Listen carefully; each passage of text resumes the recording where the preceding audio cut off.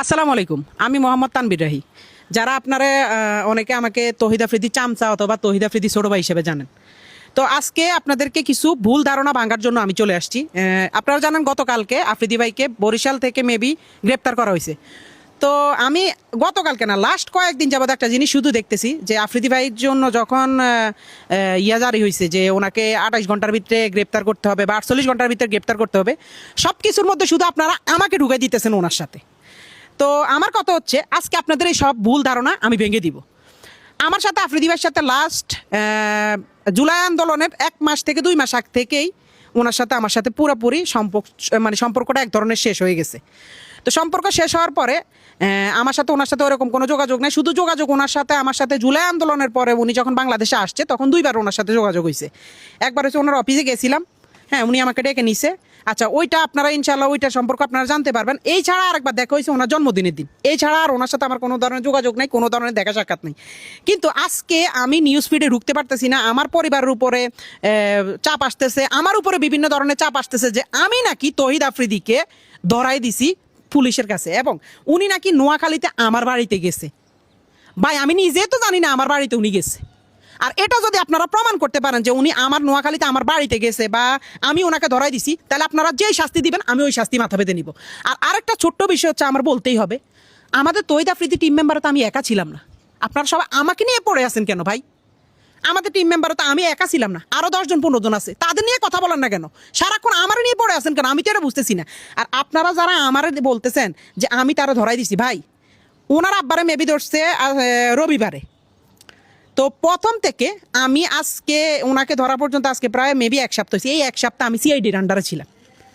আমার মোবাইল, আমি নিজে কোথায় যাই, কখন কি করি না করি, সব কিছু আমার সিআইডির আন্ডারে। ইভেন আমি সবচেয়ে বেশি ফেস করতে হয়েছে। এগুলো তো আমার যেমন কি হয়েছে আমি তো আপনাদেরকে বলি। ওনার আব্বারা যেদিন ধরে নিছে ওই দিন সকাল 12টা কি 1টার দিকে আমাকে বসুন্ধরা থেকে সিআইডি অফিসাররা ধরে। বসুন্ধরা থেকে আমি আর আমার এক বড় ভাই গেছিলাম গাড়ি কিনতে, ওইখান থেকে আমাদেরকে ধরে আমাদের সজল ভাই দোকানে, সজল ভাই সহ আমাদেরকে জিজ্ঞাসাবাদ করা হয়েছে, আমার মোবাইল ট্র্যাক করা হয়েছে, আমার মোবাইলে সব কিছু ঘাটাঘাটি হয়েছে এবং সব কিছু দেখছি। ইভেন এরপরও প্রতিদিন আমাকে ধরা হয়েছে। তারপরে আমি একজনের ভিডিও দেখছিলাম, আমেরিকান আমার এক বড় ভাই আছে হিমেল ভাই, তারপর ইলিয়াস ভাই, ওনাদের ভিডিও দেখছিলাম। ওনারা ওইটার মধ্যে যখন আমারে জড়ানো শুরু করছে তখন আমি দেখলাম যে ভাই আমি ওনার সাথে সংযুক্ত না বা ওনার সাথে আমার যোগাযোগ না। ওনার বিয়েতে পর্যন্ত আপনারা আমার দেখেন নাই, লাস্ট ওনার বিয়েতে পর্যন্ত আমরা দেখেন। হ্যাঁ উনি আমার ভাই, উনি আছে, উনি ওনার মতো, আমরা আমার মতো। উনি ওনাদের মতো কাজ করছে, আমরা আমাদের মতো মানে কাজ করতেছি। ওনার সাথে আমার প্রায় মানে 1 থেকে 1 বছর 2-3 মাসের মতো ওনার সাথে কোনো ধরনের যোগাযোগ নেই। ওনার সাথে সিআইডি অফিসাররা তো সব জানে বা স্যাররা তো আমার অল টাইম তদন্তের মধ্যে রাখছে। ওনারা তো দেখছে। উনি যদি আমার নোয়াখালীর বাড়িতে যাইতো ভাই আমি নিজে জানি না। আমি তো পুলিশের কাছে, আমি নিজে তো সিআইডি অফিসারদের কাছে জিম্মি বলতে ওনারা আমার তদন্ত করতেছে। তো ওনারা কি তদন্ত করে জানতো না যে আফ্রিদি ভাই কই? আফ্রিদি ভাই কি নোয়াখালী গেছে না কোন জায়গায় গেছে? ভাই আমরা যদি জানতাম তাহলে তো আর আমরা সিআইডি অফিসারের কাছে থাকতাম না। আমগরে তো উনি তো ধরাই খাই যেত। ওনারা ধরতে এত টাইম লাগছে কেন? তো ওনার সম্পর্কে, এইসব সম্পর্কে আমাদের কোনো ধারণা ছিল, কিন্তু আমরা পুলিশের ইয়াতে ছিলাম। তো পুলিশ দেখছে আমাদের সাথে ওনার সাথে কোনো ধরনের কানেক্টিং নেই, ওনার সাথে কোনো ধরনের কথাবার্তা নাই। কিন্তু বিভিন্ন নিউজ চ্যানেলেরা লম্বা লেকচার পিটতেছে, লম্বা কথা বলতেছে যে তহিদ আফ্রিদির চামচা, তহিদ আফ্রিদিকে ধরাই দিছে, সে একটা বিশ্বাসঘাতক, সে একটা এটা সেটা। ভাই এসব মিথ্যা বানোয়াট আপনি যে আমার মুখ থেকে শুনছেন, আমার থেকে জানছেন, না জেনে না শুনে আপনি কেন এসব মিথ্যা বানোয়াট কথা বলতেছেন? এসব মিথ্যা নিউজ কেন ছড়াইতেছেন? উনি কি করছে ওনারটা আইন আদালতে বুঝবে। আমি যদি কোনো দোষ করে থাকি আমারটাও আইন আদালতে বুঝবে। তা ওনার দোষ আমার উপরে কেন চাপাইতেছেন? আমার টিমে তো আমি একা ছিলাম না, আমার টিমে আরো 10 জন ছিল। ওদেরকে নিয়ে কথা বলতেছেন না, শুধু আমাকে নিয়ে কেন পড়ে আছেন? আমি কি বলেন? আমি কি একটা ফুটবল যে আমার পাইছেন? হ্যাঁ আমি ফুটবল বুঝছি, আমার পাইছেন, শুধু লাথি দিবেন এটা হলে তো হবে না ভাই। আপনি আপনার বিবেককে প্রশ্ন করেন। আপনারা আমার নামে মিথ্যা নিউজ, মিথ্যা বানোয়াট কথা ছড়ানোর তো কোনো লাভ নাই। মিথ্যা বানোয়াট ছড়ায় আপনার কী লাভ হবে? সঠিক তথ্য আমি একটাই বলি, আমি নিজেই আজকে লাস্ট 1 সপ্তাহ থেকে পুলিশের কাছে ছিলাম। ইভেন আমি যখন দেখছি যে আমার বিষয়টা বেশি হয় তখন আমি ইলিয়াস হোসেন ভাইয়ের সাথে কথা বলছি এবং হিমেল ভাইয়ের সাথে কথা বলছি। ওনারা বলতে যে তোমার যেহেতু তদন্ত করা হয়েছে, যেহেতু তুমি নির্দোষ, তো তুমি তোমার মতো। কারণ ভাইয়ার ওই সব বিষয় আমাদের কোনো কিছু ধারণাই নাই। আর অনেকে আমার নিয়ে পোস্ট করছে আমি জুলাই আন্দোলনে 2 তারিখ 3 তারিখ 5 তারিখ নাকি তহিদ আফ্রিদির সাথে তাদের মাইটি বেঁধেছিলাম। আরে ভাই আপনাকে কি মাথা সমস্যা? আপনারা কি আমার ফেসবুকে যায় দেখতে পারেন না আমি কোথায় ছিলাম কি ছিলাম? বা আমার নোয়াখালীর ভাই ব্রাদাররা আমার যারা আমার লগের আন্দোলনে গেছে তারা কি জানে না আমি কই আছিলাম?